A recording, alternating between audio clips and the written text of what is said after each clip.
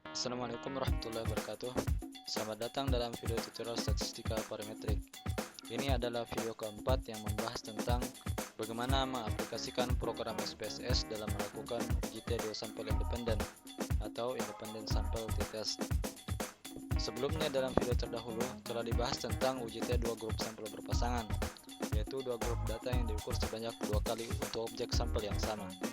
Nah, namun kali ini yang akan kita bandingkan adalah dua buah data yang berasal dari dua grup sampel yang berbeda. Nah, ada beberapa syarat yang mesti dipenuhi sebelum kita melakukan uji independen sampel test. Yaitu yang pertama, data harus berdistribusi normal. Syarat yang kedua, masing-masing grup sampel bersifat independen atau tidak saling berpasangan. Dalam artian bahwa data yang akan dibandingkan berasal dari dua buah grup sampel yang berbeda. Kemudian syarat yang ketiga adalah datanya bertipe numerik. Oke, kita langsung ke contoh kasus. Misalnya seorang pengusaha peternakan sapi potong ingin membandingkan dua buah jenis pakan, yaitu jenis pakan A dan jenis pakan B. Yang mana di antara kedua jenis pakan tersebut yang paling mempengaruhi pertumbuhan bobot badan sapi potong tersebut. Untuk tujuan tersebut, pengusaha peternakan tersebut membagi ternaknya yang memiliki varietas, jenis kelamin, dan umur yang sama ke dalam dua kelompok, yang masing-masing kelompok berjumlah 10 ekor sapi. Kelompok pertama diberi pakan jenis A dan kelompok kedua diberi pakan jenis B. Dan setelah 2 bulan pemberian pakan, dilakukan pengukuran berat badan terhadap masing-masing sapi potong, dan hasilnya adalah seperti yang terlihat pada tabel. Nah, berdasarkan contoh kasus tersebut, maka rumusan hipotesisnya adalah sebagai berikut. H0 atau hipotesis nolnya adalah pengaruh penggunaan pakan A dalam mempengaruhi pertumbuhan berat badan sapi potong sama dengan pengaruh penggunaan pakan B dalam mempengaruhi pertumbuhan berat badan sapi potong. Sedang H1 atau hipotesis alternatifnya berbunyi pengaruh penggunaan pakan A dalam mempengaruhi pertumbuhan berat badan sapi potong tidak sama atau berbeda dengan pengaruh penggunaan pakan B dalam mempengaruhi pertumbuhan berat badan sapi potong. Nah, untuk menguji hipotesis tersebut, maka dilakukan uji T2 sampel independen pada taraf kepercayaan 99%, yang berarti bahwa signifikans levelnya adalah 100 kurang 99 sampai dengan 1% atau 0,01. Selanjutnya, buka program SPSS, lalu lakukan proses input data. Perhatikan langkah berikut.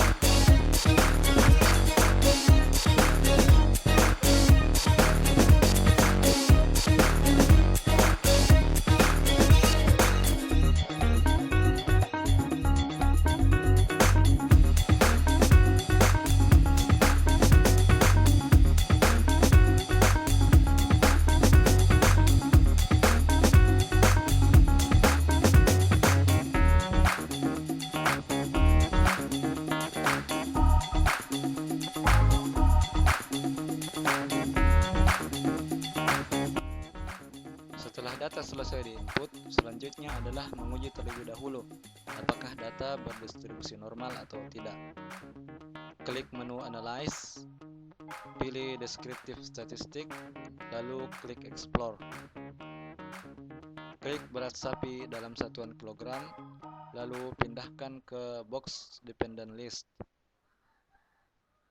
Klik jenis pakan, lalu pindahkan ke box Factor List. Selanjutnya klik button Plots. Inaktifkan pilihan Stem and Leaf dengan cara lepas tanda centang pada Stem and Leaf, lalu aktifkan pilihan histogram dan juga Normality Plot with Test. Klik Continue lalu OK. Bila prosesnya benar, maka akan muncul hasil analisis normalitas data pada jendela output seperti yang Anda bisa lihat pada layar. Nah, dari berbagai macam hasil analisis terhadap normalitas data, kita akan menggunakan uji Kolmogorov-Smirnov dan Shapiro-Wilk. Sekali lagi, bila jumlah sampel yang akan diuji besar, dalam hal ini lebih besar dari 50 sampel, maka lebih direkomendasikan menggunakan uji Kolmogorov-Smirnov.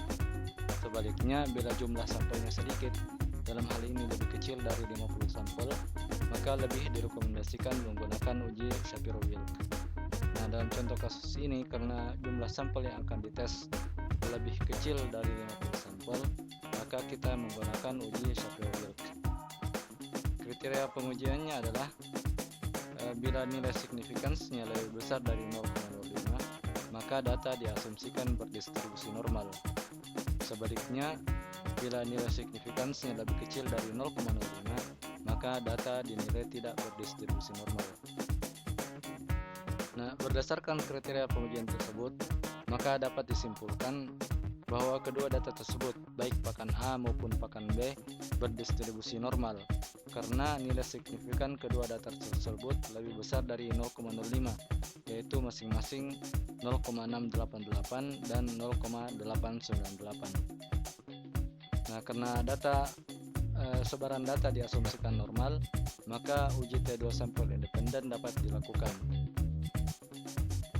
Untuk melakukan uji T2 sampel independen tersebut, klik Analyze pada menu bar, pilih Compare Means, lalu klik Independent Sample T-Test. Masukkan variabel jenis pakan ke dalam box Grouping Variable dan variabel berat sapi dalam satuan kilogram ke dalam box Test Variable. Kemudian definisikan grup variabel dengan cara klik button Define Groups. Lalu pada box grup 1 ketik angka 1, yang berarti bahwa nilai pada grup 1 adalah pakan A yang sebelumnya telah diberi simbol angka 1. Selanjutnya pada box grup 2 ketik angka 2, yang berarti bahwa nilai pada grup 2 adalah pakan B yang sebelumnya telah diberi simbol berupa angka 2. Selanjutnya klik button Option. Lalu pada box Confidence Interval Percentage, masukkan angka 99%, karena taraf kepercayaan yang kita kehendaki adalah 99%. Lalu klik Continue, lalu klik OK. Maka hasil analisis akan muncul pada jendela output. Selanjutnya adalah tinggal melakukan interpretasi terhadap angka-angka ini. Nah, cara menginterpretasi angka-angka ini sama dengan cara menginterpretasi hasil analisis uji pilot sample t-test yang telah dibahas pada video ketiga. Namun ada sedikit perbedaan, yaitu pada asumsi variance datanya. Pada jendela output akan ditampilkan event test yang berfungsi untuk menguji apakah set data yang kita input memiliki variance yang sama atau tidak. Nah, caranya adalah dengan membandingkan nilai signifikansinya. Bila nilai signifikansinya lebih besar dari 0,01, maka variance datanya diasumsikan sama atau equal. Namun bila nilai signifikansinya lebih kecil dari 0,01, maka variance datanya diasumsikan tidak sama. Nah, Nah, pada contoh kasus ini, karena nilai signifikansinya sebesar 0,867 yang berarti lebih besar dari 0,1, sehingga dapat diasumsikan data memiliki variansi yang sama. Nah, bila data memiliki variansi yang sama, maka konsekuensinya adalah nilai signifikans yang kita gunakan dalam menguji hipotesis adalah nilai signifikans yang berada di bagian atas ini. Karena seperti yang terlihat pada tabel, ada dua pilihan nilai signifikans, yaitu nilai signifikans yang variansnya diasumsikan sama atau equal variances assumed, dan nilai signifikans yang variansnya diasumsikan tidak sama atau equal variances not assumed. Nah, karena data yang kita miliki berdasarkan uji Levene-Test diasumsikan memiliki varians yang sama, maka nilai signifikan yang digunakan untuk menguji hipotesis adalah nilai signifikan yang bagian atas ini. Oke, langkah berikutnya adalah menguji hipotesis. Ingat, bila nilai signifikansinya lebih besar dari 0,01, maka H0 diterima. Sebaliknya, bila nilai signifikansinya lebih kecil dari 0,01, maka H0 ditolak. Dan konsekuensinya, bila H0 ditolak, maka hipotesis alternatifnya atau H1-nya diterima. Sekali lagi, nilai 0,01 ini adalah nilai significance level, karena selang kepercayaan yang kita kehendaki adalah 99%, maka significance levelnya adalah 100 kurang 99 sama dengan 1% atau 0,01. Nah, dalam contoh kasus ini, nilai signifikansinya yaitu 0,0000 lebih kecil dari 0,01, sehingga H0 ditolak dan yang diterima adalah hipotesis alternatif atau H1. H1 atau hipotesis alternatifnya menyatakan bahwa pengaruh penggunaan pakan A dalam mempengaruhi pertumbuhan berat badan sapi potong tidak sama atau berbeda secara signifikan dengan pengaruh penggunaan pakan B dalam mempengaruhi pertumbuhan berat badan sapi potong. Sehingga berdasarkan uji independen sampel t-test pada taraf kepercayaan 99% terhadap dua grup sampel yang masing-masing grup terdiri atas 10 sampel, dapat disimpulkan bahwa pakan B memberikan pengaruh yang lebih baik terhadap pertambahan berat badan sapi potong secara signifikan, yaitu rata-rata 383,8 kg bila dibandingkan dengan pakan A yang rata-rata pertambahan berat badannya hanya 356,2 kg.